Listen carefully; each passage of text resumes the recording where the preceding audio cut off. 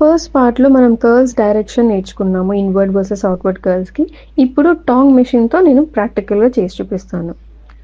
So ఇప్పుడు ఒక section తీసుకున్నాను. సో నా కర్ల్స్ రొటేట్ చేయండి. ఇన్సైడ్, ఇది అవుట్ సైడ్. సో ఒక సెక్షన్ తీసుకొని కర్ల్ రొటేషన్ వచ్చేసి inside to out side, inside to out side, inside to out side, inside to out side. So ఇప్పుడు నేను నెక్స్ట్ సెక్షన్ తీసుకొని ఇన్సైడ్ కర్ల్ చేస్తాను. Out side to inside, out side to inside, out side to inside, out side to inside. So ఇది వచ్చేసి out curl అనమాట. With respect to left side, left side కి ఇది వచ్చేసి అవుట్ కర్ల్, ఇది వచ్చేసి in curl.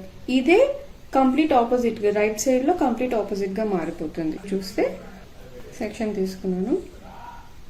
So out side to inside, out side to inside, out side to inside, out side to inside.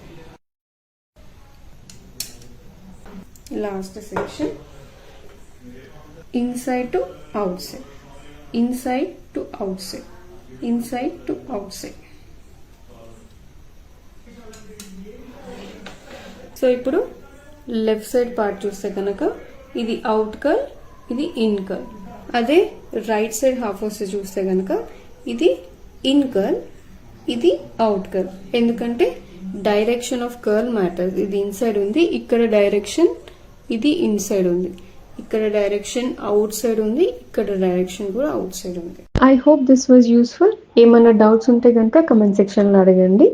See you in the next video. Thank you for watching.